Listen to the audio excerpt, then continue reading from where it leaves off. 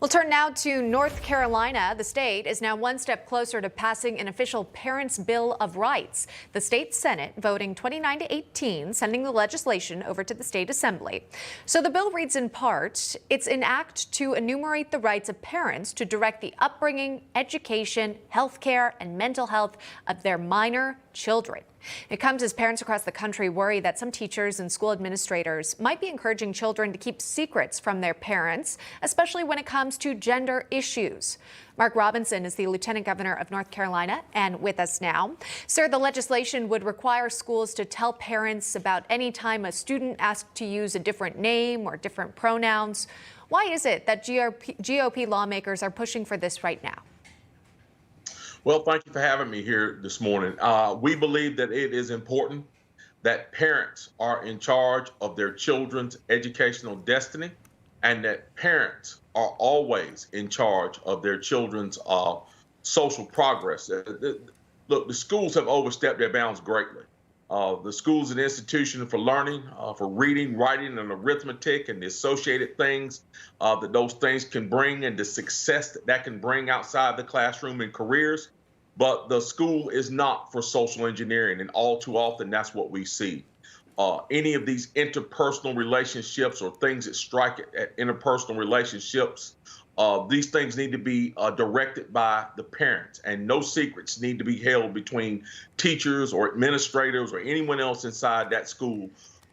It needs to be full parental involvement always needs to be at the forefront. And so that's the reason for this bill. You know, sir, we've covered a lot of stories that have to do with classroom curriculum, right? Race-based curriculum being incorporated into the classwork. Now we're following these stories about gender identity being discussed and maybe not being so transparent with families involved. What do you think about this focus now on these two issues compared to what you might typically think of education in the classroom when it comes to just your basic school and subject matter? With the classrooms being packed with this type of stuff and with folks pushing to have this type of stuff put into the classroom, there is no wonder that this sad statistic exists. In North Carolina, we spend half of our $26 billion state budget on public education, and right now we are failing to teach our children to read on a grade level.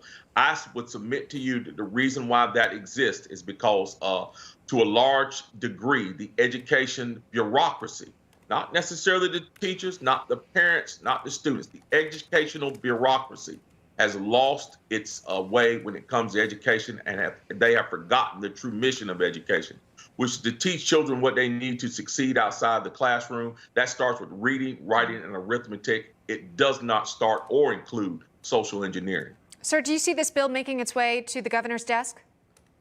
I certainly hope that it will. I have full confidence that it will. I think it's high time. I think that the folks in our legislature are certainly know the pulse of the people out there, and they've seen across the country, not just in North Carolina, they've seen across the country that parents have absolutely lost their patience with this all-powerful educational cabal that thinks that they know better than they do, and they want better for their children, and they're demanding better for their children, and we have to deliver.